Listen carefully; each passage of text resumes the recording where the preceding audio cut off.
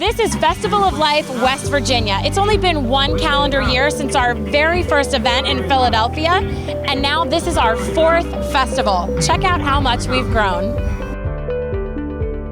I used to be Muslim until tonight. But by the grace of my Jehovah Jireh and my Jesus, I feel no pain. I just felt like I didn't want to be Muslim no more. When I left here that Sunday, the next day, I didn't want to drink. I was preaching one night after I'd been in downtown Philadelphia, and it just stood out to me how bad a shape Philadelphia was in. So the next night when I preached, I said, somebody needs to do something about Philadelphia, and I felt the Lord speak to me, you do something about it. Little did evangelist Jonathan Shuttlesworth know at the time, but a community organizer in Nicetown, Philadelphia heard his message on live stream, and the very next morning contacted his ministry with an invitation. You know, everything when God's in it is easy. So easy, in fact, that when Revival Today got their first request to do a crusade, they already had a director, Anthony Archuleta, a former concert producer for heavy metal bands. The Lord spoke to him to help me with crusades, and I told him I don't have any crusades to direct. That although it was something that I did when I was younger, and there was a lot of debauchery and what I felt was a lot of lost, dark years, really it sort of prepared me for what God has me to do now.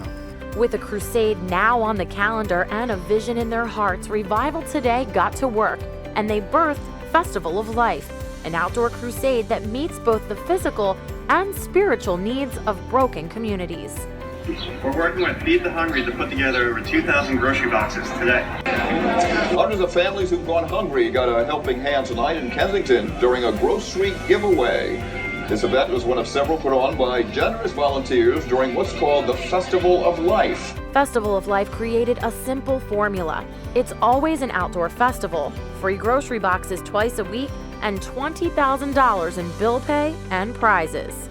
They're almost in tears as they receive these boxes, and it almost brings me to tears as well as I see the effect that we're having. Carlos Zayas and his wife Jackie are in charge of food distribution. In just one calendar year, 4 festivals, they've organized the distribution of about 9,000 free grocery boxes. They put the boxes together with the help of volunteers from neighborhood churches. From the church point of view, it's an opportunity to do what I still, in my heart, believe true pastors want to do, which is to grow their church. With about 1,000 people showing up each night, the potential for growth is undeniable.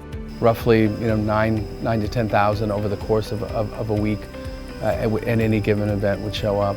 With 4 festivals under their belts, that's about 40,000 people and over 8,000 recorded decisions for Christ.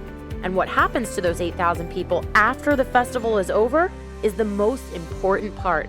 Wes Weber is on the advance team. He goes into neighborhoods where crusades are planned 4 to 6 weeks ahead of the event. Well, church relationships is the core of the whole thing. I mean, because if we're coming in to just do a meeting, it's a waste of time and effort because it's almost like a form of entertainment per se. We have people that now are young Christians that just got saved and really need a support system. They need someone to help mentor them, to help walk out their faith. Festivals cost an average of $100,000, but Shuttlesworth and his small team of mostly volunteers don't ask churches for a penny, just a commitment to show up and make connections with the newly saved. Pastors concerned about their membership, which they should, and exposing them to different things.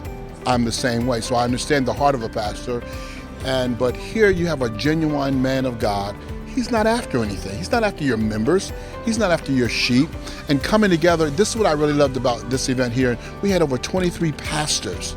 Never have I seen that many pastors, and I've been here a while, come together. I've been praying for a move of God like this. I just made up my mind. I'm not going to keep beating strategies to death that don't work and get 95% Christians and 5%, at best, people that have never been to church. As you've seen with these, this gets it, we're probably, anywhere from 70% on a bad night to 90% on a normal night of the crowd is totally unchurched and unsaved.